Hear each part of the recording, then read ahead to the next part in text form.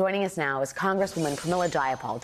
Can I just get your first reaction? What was your morning like when you woke up to the headlines about Senator Sinema? Well, Alex, let me just say that I am going to trust what she says, what everyone says, that this is not going to fundamentally shift the balance of power in the Senate, that we all have worked so hard to deliver so that we can deliver real results to working people. And I'm really glad that you focused on the shift in Arizona, because in 2010, Alex, I was sleeping on a church basement protesting Arizona's SB 1070 horrific anti-immigrant law. And at the time, even people in the Democratic Party, I was an activist at the time, and even people in the Democratic Party were saying, you know, immigrants are never going to turn out and vote for us, and so that's opposing this in the way that you might want us to do these things. And it was grassroots, including some of us from outside of the state, that really helped to build over a decade a different kind of electoral majority. And that's what you see. You know, it was Stacey Abrams' work, Black Voters Matter, so many others in Georgia did the same thing over the course of a decade to say that the real possibility here is expanding the electorate, getting young people excited. And so, you know, I think that in Arizona, this is going to be a difficult election if it's a three-way race. But I really think that I have a lot of faith in the voters of Arizona to understand who is going to vote, who is going to work for them, and let's see what the next 2 years bring. When you talk about progressive values, Sinema announced her choice to be an independent by asserting an equivalence between the radicalization of the Republican Party and the movement of the Democratic Party towards the left. What's your response to that?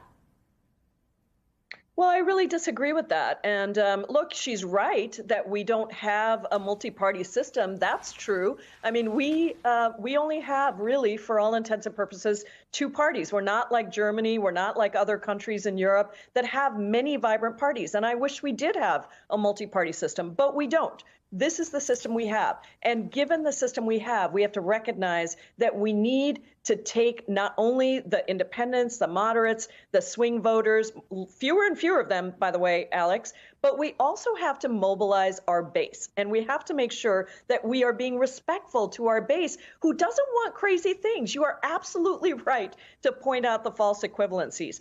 This Republican Party wants to destroy our Constitution and lies about our elections and doesn't believe that President Biden is the legitimate president. The left, progressives, are pushing for universal health care, for universal child care, for investments in housing that make people's lives better. And as somebody in Germany said to me when I was visiting there a few months earlier, they said, you know, your left and Bernie Sanders would be considered moderate here in Europe because we have all those things. So let's just be clear about that. And I appreciate your pointing out the ridiculousness of false equivalencies. What about the increasing urban and rural divide? I mean, the fact is that Democrats are able to win some of these races because they have such strong support in urban centers, which are increasingly growing. But when you become a party that is largely centered in urban parts of the country, it's a problem when every state, including ones in, you know, center of the country that are not large urban centers, have, you know, they send 2 senators to the upper chamber. Is that a problem for Democrats in the long term? Well, I do think we have to really have, and I've been talking about it this way, an every person matters, every place matters approach to things.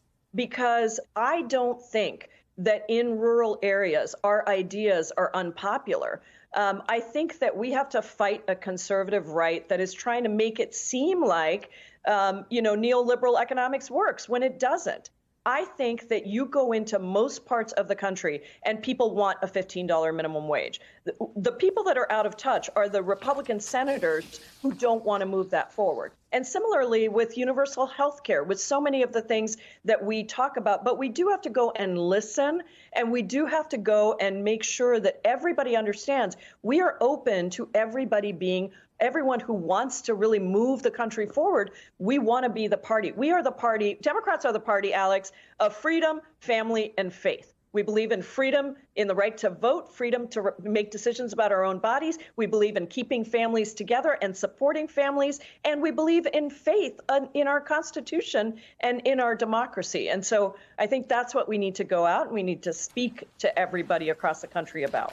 Just a side note, one person who was also against a $15 minimum wage, Senator Kyrsten Sinema, famously giving it a thumbs down.